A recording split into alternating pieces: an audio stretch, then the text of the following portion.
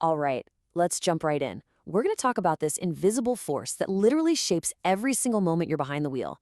It's powerful, you can't see it, but man, understanding it is absolutely key to your safety and your control of the car. We are talking about momentum. So let me ask you something right off the bat. It kind of seems like common sense, right?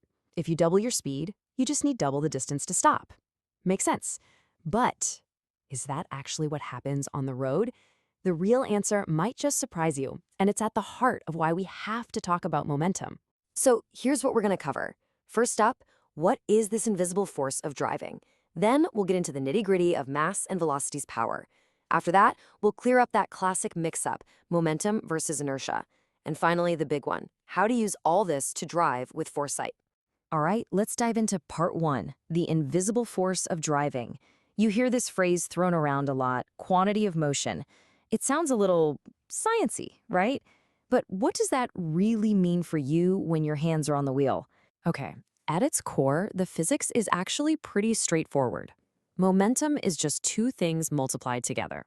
How heavy something is, that's its mass, and how fast it's going, its velocity. So the heavier your car or the faster you drive, the more momentum you've got. Simple as that. It's basically the measurement of how much work it's going to take to stop your car or even just to change its direction. And look, you already get this on an intuitive level. Just picture it. A bowling ball and a tennis ball are rolling towards you at the exact same speed. Which one are you going to try to stop with your foot? The tennis ball, right? Of course.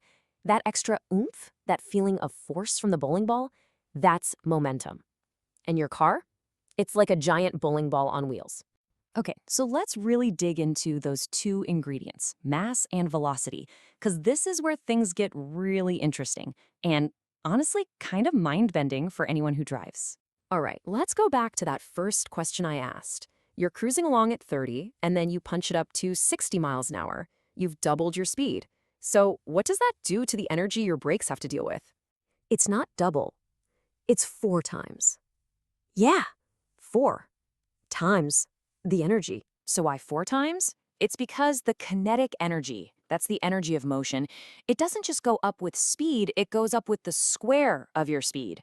So when you double your speed, you are literally creating 4 times the energy that your poor brakes have to somehow turn into heat to get you stopped. This changes everything about how you should think about going faster. And here's what that looks like in the real world. I mean, just look at that difference. That isn't just a bar on a chart, that's real asphalt. That's car lengths. That's the space you probably don't have when someone slams on their brakes in front of you. It's literally the difference between a heart-stopping moment and an actual crash. Now, that was all about speed. What about the other part of the equation, mass, the weight of your vehicle? Well, get this. A loaded semi-truck barreling down the highway needs about 2 football fields to come to a stop. Your car? Maybe 1. The only major difference there is the sheer mass of the truck. So, next time you've got the car packed to the gills for a road trip, or you're towing a boat, remember, you've just turned your car into a mini truck, and you absolutely have to drive differently. And, it's not just about mass and speed. Of course not. Your direction matters, whether you're speeding up or slowing down. But the big one to think about is the road itself.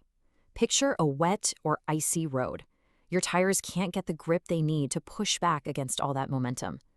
In that situation, you can have the best brakes in the world, but if your tires can't connect with the road, momentum wins. Every time. Okay, so this brings us to something that trips a lot of people up. We hear the words momentum and inertia thrown around, sometimes like they're the same thing. They're not. They're related, for sure, but they're different. And knowing how they're different actually helps you get why your car does what it does. So inertia is basically just laziness. I'm kidding, but kind of not. It's an object's resistance to any change. You know that feeling when a driver hits the brakes hard and you get thrown forward in your seat? Your car is slowing down, but your body, thanks to inertia, wants to keep on cruising at 60 miles an hour. It's just stuff wanting to keep doing what it's already doing. So let's just lay it out, side by side. Momentum is the amount of motion your car has. That's the mass times velocity we talked about. Inertia, on the other hand, is the car's stubbornness about changing that motion. Think of it this way. Your brakes and steering have to fight inertia in order to change your car's momentum.